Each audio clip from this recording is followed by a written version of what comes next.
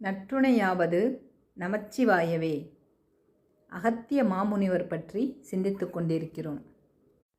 ஒரு மனிதனானவன் பிறக்கிறான். அந்த பிறப்பில் அவன் படும் துன்பமும் துயரமும் அவன் செய்த வினையைச் சார்ந்தது. அவன் செய்த வினையின் பிரகாரமே அவனது முடிவும் இருக்கும் என்பது உலக நியதி. பரமேஸ்வரனால் நிர்மாணிக்கப்பட்டதும் அதுவே. ஆனால் இந்த லோகத்தை காத்து வரும் இறைவனும் இறை அம்சமாக இருப்பவர்களும் இவ்வாறு பிறந்து இறப்பது இல்லை. கந்தக் கடவுளானவர் சிவபெருமானின் 3வது கண்ணான நெற்றிக் கண்ணிலிருந்து ஜோதி பிளம்பாக நின்று அவதாரம் செய்தார்.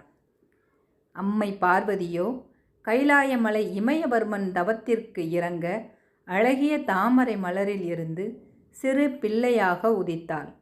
பக்த பிரகலாதனின் பக்தியில் உருகி இரண்யனை சம்ஹாரம் செய்ய நரசிம்மர் தூணிலிருந்து வெளிப்பட்டார். இதுபோல இந்த லோகத்தில் என்றும் நித்தியமாக இருப்பவர்களின் வருகை இதுபோல புதுமையாகத்தான் இருக்கும். கருவுற்று பிறந்தால் அந்த உயிர் இறந்தே ஆக வேண்டும். இது இறைவனால் நிர்ணயிக்கப்பட்ட விதி. எனவே இந்த லோகத்தை இவர்கள் காத்தருள வேண்டும் என்பதற்காக இவர்களது அவதாரம் இவ்வாறு அற்புதமாகத்தான் இருக்கும். அப்படித்தான் அகத்திய மாமுனிவரின் திரு அவதாரமும் நிகழ்ந்தது.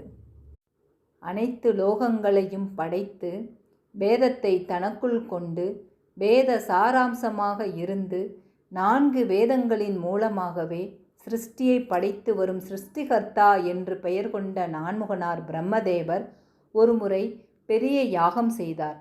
அவரது யாகத்தின் பிரதிபலிப்பாக அங்கு ஒரு செம்பொன் கும்பத்திலிருந்து ஒரு ஜோதி பிழம்பு தோன்றியது. அனைவரின் கண்களும் வியக்கும் வண்ணம் அந்த ஜோதியானது நின்றது. அந்த ஜோதியிலிருந்து ஞானமே வடிவமாக, பிரகாசமே தனது குணமாக, கருணை அனைத்தையும் மேன்மையாக காட்டும் இறைவனின் திருவருளை கொண்ட 2 கண்கள் எளியவர்களையும் அடியவர்களையும் மேன்மை அடையச் செய்ய ஒரு மகா ஞான வடிவமாக ஒரு முனிவர் தோன்றினார்.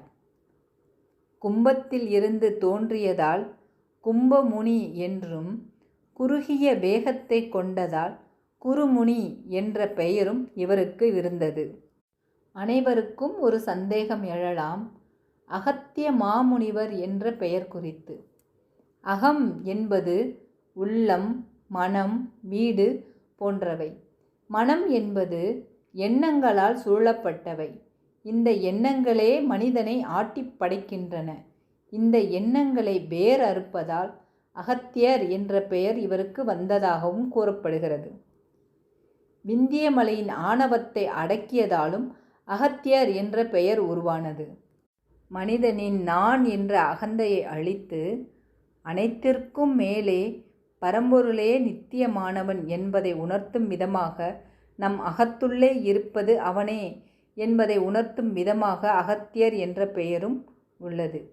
முருகப்பெருமானின் சடாட்சர மந்திரத்திற்கு 6 எழுத்து.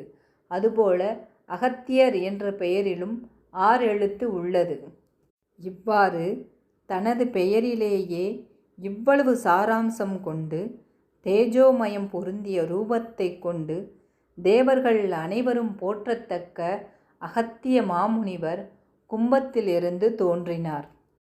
தன் கடன் அடியேனையும் தாங்குதல், என் கடன் பணி செய்து கிடப்பதே. தொடர்ந்து அகத்திய மாமுனிவர் பற்றி சிந்திப்போம். இணைந்திருங்கள் திருப்புகழ் அடிமை சேனலுடன். திருச்சிற்றம்பலம்.